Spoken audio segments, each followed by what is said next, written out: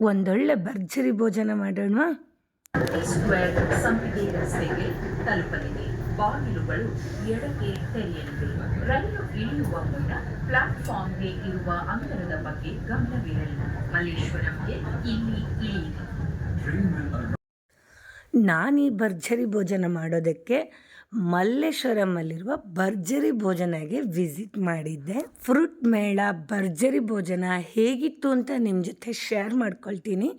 ಅದಕ್ಕೂ ಮೊದಲು hi friends, ಅನುಗ್ರಹ ಕಿಚನ್ಗೆ ಸ್ವಾಗತ. ನಾನು ನಿಮ್ಮ ಉಷಾವಿ ಭಟ್. ಭರ್ಜರಿ ಭೋಜನದಲ್ಲಿ ಈ ಫ್ರೂಟಿ ಮೇಳ ನಡೀತಾ ಇರೋದ್ರಿಂದ ಒಂದೊಳ್ಳೆ ಆಫರನ್ನು ಕೂಡ ಬಿಟ್ಟಿದ್ದಾರೆ.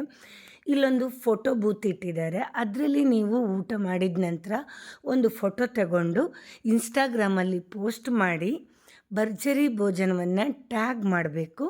ಜಾಸ್ತಿ ಲೈಕ್ ಬಂದಿರುವಂಥ 3 ಜನರಿಗೆ ಮೇ 25 ಅನೌನ್ಸ್ ಮಾಡ್ತಾರೆ. 5 ಊಟವನ್ನು ಫ್ರೀಯಾಗಿ ಕೊಡ್ತಾ ಇದ್ದಾರೆ. ಊಟ ಮಾಡೋದ್ರ ಜೊತೆಗೆ ಈ ಒಂದೊಳ್ಳೆ ಆಫರನ್ನು ಮಿಸ್ ಮಾಡ್ಕೋಬೇಡಿ. ನೀವು ಯಾವತ್ತಾದರೂ ಮ್ಯಾಂಗೋ ಪೂರಿ ಜೊತೆ ಲಿಚಿ ಪಾಯಸ ತಿಂದಿದ್ದೀರಾ? ಇಲ್ಲಿ ಚಿಕ್ಕು, ಹಲಸಿನ ಹಣ್ಣು, ಮಾವಿನಕಾಯಿ, ಮಾವಿನ ಹಣ್ಣು, ಕಿತ್ತಳೆ, ಪೇರಳೆ, ಎಳ್ನೀರು ಎಲ್ಲವನ್ನು ಯೂಸ್ ಮಾಡಿಕೊಂಡು ಮಾಡಿರುವ ಹಲವಾರು ಟೇಸ್ಟಿ ತಿನಿಸುಗಳನ್ನು ಬಾಳೆ ಎಲೆ ಮೇಲೆ ಅನ್ಲಿಮಿಟೆಡಾಗಿ ಸರ್ವ್ ಮಾಡ್ತಾ ಇದ್ದಾರೆ. ಸೀಬೆಕಾಯಿ, ಕೋಸಂಬರಿ, ಪಲ್ಯ, ಅನನಸು, ಗೊಜ್ಜು, ಚಟ್ನಿ, ಮಾವಿನ ಹಣ್ಣು ಹೋಳಿಗೆ, ಆಲೂ ಪೂರಿ ಮತ್ತು ಕಿತ್ತಳೆ ಹಣ್ಣಿನ ಪಾನಿ, ಹಲಸಿನ ಹಣ್ಣಿನ ದೋಸೆ, ಆಲೂ ಒಬ್ಬಟ್ಟು, ಚಿಕ್ಕು ಕಡುಬು, ಮಾವಿನಕಾಯಿ ಚಿತ್ರಾನ್ನ, ಬಿರಿಯಾನಿ ಜೊತೆ ಜಾಕ್ ಫ್ರೂಟ್ ಕಡುಬು, ಅನ್ನ, ಸಕ್ಕರೆಗುತ್ತಿ ಮಾವಿನ ಹಣ್ಣಿನ ರಸಮ್, ಮಾವಿನಕಾಯಿ ಪಪ್ಪು, ಐಸ್ ಕ್ರೀಮು, ಹಾಗೆ ಇಷ್ಟೆಲ್ಲ ತಿಂದಮೇಲೆ ಕೊನೆಯಲ್ಲೊಂದು ಡೈಜೆಷನ್ ಡ್ರಿಂಕ್ಸ್ ಅಂತ ಕೂಡ ಕೊಡ್ತಾರೆ. ಜೊತೆಗೆ ಬೀಡಾನೂ ಇರುತ್ತೆ. ಒಟ್ಟಾಗಿ 25ಕ್ಕೂ ಹೆಚ್ಚು ಬಗೆಯ ಟೇಸ್ಟಿ ತಿನಿಸುಗಳನ್ನು ಬಾಳೆ ಎಲೆ ಮೇಲೆ ಅನ್ಲಿಮಿಟೆಡಾಗಿ ಸರ್ವ್ ಮಾಡ್ತಾ ಇದ್ದಾರೆ. ನನಗಂತೂ ಎಲ್ಲವೂ ಕೂಡ ಒಂದಕ್ಕಿಂತ ಒಂದು ಚೆನ್ನಾಗಿತ್ತು.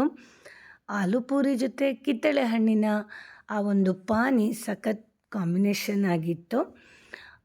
ಇನ್ನು ಕಡುಬು ಅಷ್ಟೇ, ಅದಕ್ಕೆ ಚಿಕ್ಕು ಹಣ್ಣನ್ನು ಹಾಕ್ಕೊಂಡು, ಅಂದರೆ ಮಧ್ಯದಲ್ಲಿ ಸ್ಟಫಿಂಗ್ ಚಿಕ್ಕು ಹಣ್ಣಿಂದ ಮಾಡಿರುವಂತಹ ಒಂದು ಸ್ವೀಟನ್ನು ಹಾಕಿದ್ರು. ತುಂಬಾ ಚೆನ್ನಾಗಿತ್ತು.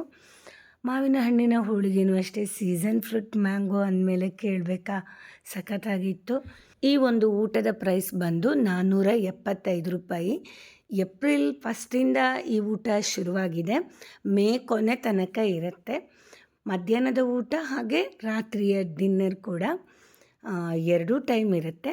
ನೀವೇನಾದರೂ ಬೆಂಗಳೂರಿನ ಮಲ್ಲೇಶ್ವರಂ ಆಸುಪಾಸು ಇದ್ದರೆ ಈ ಊಟವನ್ನು ಮಿಸ್ ಮಾಡ್ಕೋಬೇಡಿ. ಹಾಗೆ ಮತ್ತೊಂದು ಹೊಸ ವಿಡಿಯೋ ಜೊತೆ ಮತ್ತೆ ಸಿಗ್ತೀನಿ. Thanks for watching.